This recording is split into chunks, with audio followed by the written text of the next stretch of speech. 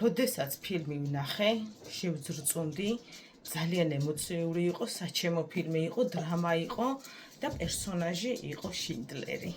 დღეს წარმოგიდგენთ შინდლერის სიას და ამ სიაში ჩაწერილ ათასობით ებრაელს, როდესაც შინდლერმა გადაარჩინა. შინდლერი იყო აგენტი, მაგრამ იყო საწარმოების დირექტორი და ჰქონდა უამრავი ფული, რაც გააკეთებდა თუ არა ადამიანების სიცოცხლის გადარჩენაზე უკეთეს და მან ეს შეძლო, გადაარჩინა უამრავი ებრაელი და ეს სიკეთე, როდესაც ის დაბერდა და იყო ასაკში, დაუბრუნდა 10 მაგათ და 100 მაგათ უკან. სიკეთე არ იკარგება.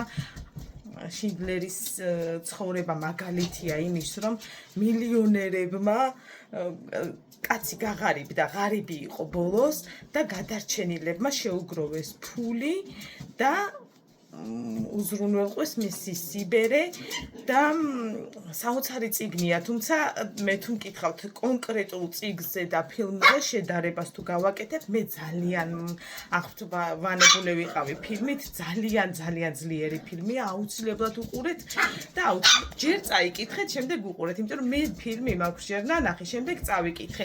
შინდლერის სია და ყითილი ადამიანი, რომელმაც ისტორია დაწერა და ებრაელები, ათასობით ებრაელი გადაარჩინა.